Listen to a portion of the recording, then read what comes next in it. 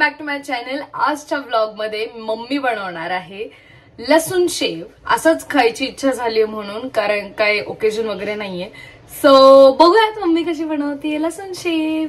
Mummy काय घेतलं तू यात? डाळीचं पीठ आणि तांदळाचं पीठ आणि तांदळाचं थोडंसं ओके चाळून घेतलंय। तर ह्याच्यामध्ये लसूणची पेस्ट घालायची।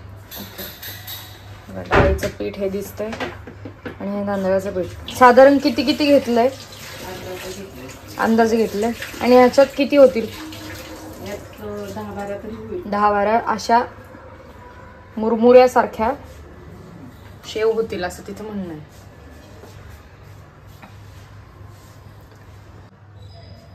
आता ह्याच्यामध्ये हळद 2 चमचे, लाल तिखट,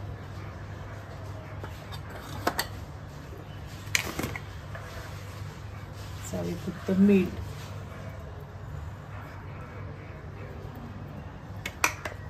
मी तेल ठेवले गरम करायला। एका साईडला तेल ठेवले गरम करायला, मोहन करायला। आता आपण यामध्ये लसूण आणि ओव्याची पेस्ट घालूया। गरम केलेलं तेल,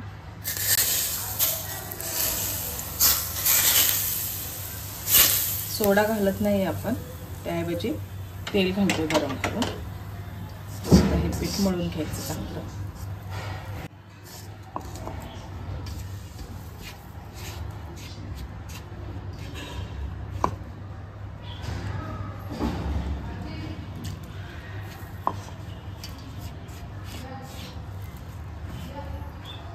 त्याने पीठ मळून ठेवलंय। आता ह्याचे उंडे करून ठेव, म्हणजे डायरेक्ट तळायला। आणि हा आमचा खूप जुना सोऱ्या आहे। किती वर्ष झाली मम्मीला? झाले असेल 9-10 वर्ष। 9-10 वर्ष जुन्या सोऱ्या। इतका छान, पण आम्हाला लाकडीच आवडतो हो ना? हो, त्यात छान होतं लाकडी, ह्याच्यात छान होतं। आणि इकडे तेल पण साईडला गरम करायला ठेवलेलं आहे। अरे बापरे, बरंच होणार आहे वाटतं।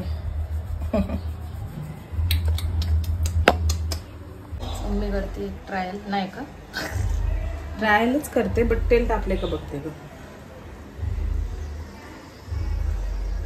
नाही ना अजून।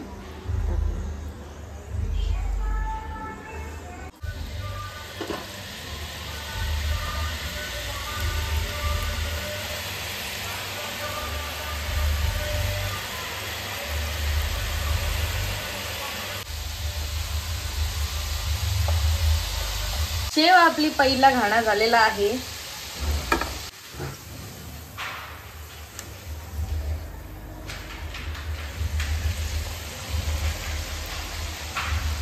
जरा तिखट कमी आणि कलर पण नव्हता, आता मम्मीने अजून लाल तिखट जरासं ऍड केलं। स्टोरी पण छानच झाली आहे। कलर बघा थोडासा नॉर्मल आहे, पण टेस्टीच आहे। लाल तिखट मिक्स केलंय, त्यामुळे आपण त्याच्यात मीठ पण टाकणार आहे। ही सारी शेव बनवून झाली आहे। परातभर मोजता पण नाही आले, पण साधारण 10 ते 12 झालेले आहेत। तिकडनं आवाज आलाय 10 ते 12 नाही, 15 ते 20 झालेले आहेत। सो गाईज, मस्त खमंग एकदम लसूण शेव बनवून झालेली आहे। कमेंट मध्ये नक्की सांगा तुम्हाला कशी वाटली ही रेसिपी, आणि अजून कुठली रेसिपी बघायची असेल तरी सांगा। सो येस, एंड पर्यंत ब्लॉग बघितलात त्यासाठी खूप थँक्यू। लाईक, शेअर, सबस्क्राईब सगळं करा। I love you guys, bye.